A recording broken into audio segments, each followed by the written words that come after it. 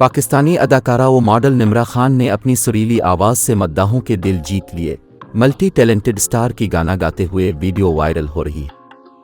अदाकारा ने social media account Instagram पर एक वीडियो शेयर की जिसमें उन्हें भारतीय गुलकार दर्शन रावल के गाने बारिशों में का एक मुख्तसर हिस्सा अपनी सारली आवाज़ में गाते हुए सुना जा सकता है। इतना तेरा इंतजार किया, दिल को खफा 100 बार किया, तुझसे वफा मैंने की इस कदर, तेरी जुदाई से प्यार किया। निम्रा खान ने अपने इंस्टाग्राम पर वीडियो शेयर करते हुए कैप्शन में लिखा कि इस गाने से मोहब्बत है।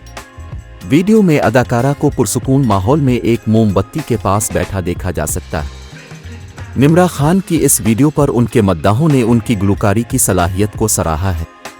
उनकी सारेली आवाज़ ने बेशतर मद्दाहों को हैरान भी किया। शोबिज़ इंडस्ट्री का हिस्सा बनने वाली निम्रा खान मद्दाहों में अपनी दिलकश शख्सियत और अदाकारी की वजह से काफ़ी मकबूल है। अदाकारा ने मेहरबान, उड़ान, खूबसूरत और मैं जीना चाहती हूँ में अदाकारी की है।